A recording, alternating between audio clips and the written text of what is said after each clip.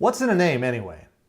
Hi there, this is Jared Moyer with Bankers Compliance Consulting. Now, I'm not talking about my name. I'm talking about the names you use for terms and fees on the deposit side of the bank.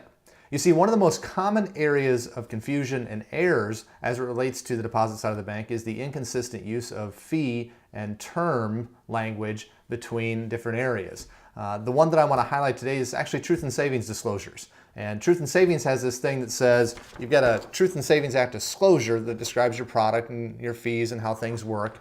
Things have to be disclosed in there. And so you use terminology and language in there.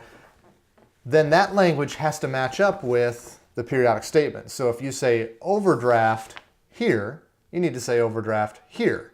We can't say OD here and then overdraft here. Those things would not be consistent terminology. I know it's a minor thing, but it's something that's a very ticky-tacky thing that examiners very easily pick up on along the way. Now, what about other spaces like the website and marketing and brochures and things like that? Well, that space isn't governed by truth and savings. It's going to be governed more so by the unfair, deceptive, or abusive acts or practices. And that's a very subjective area, so it comes down to how I perceive it versus how you perceive it if we're talking about auditors and examiners, and you win some and you lose some when it comes down to that. And I think we just want to try to, where we can, mitigate UDAP risk. So it'd be best if you just make sure that whatever we say here matches up with whatever we say here, and then while we're at it, let's do what we say and say what we do. And those other spaces that have to do with marketing and brochures and the website, we do the same things there as well. Now, this is just one element of compliance on the deposit operations side of the bank.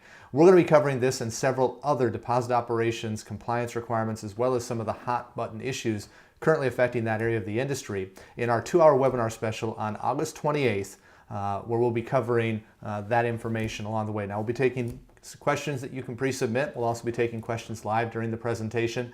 And all of the compliance is going to be provided back to you in a plain English format, as always. We do that so that you can get back to doing what it is that you do best, and that's serving your customers. I hope to see you then. Thanks.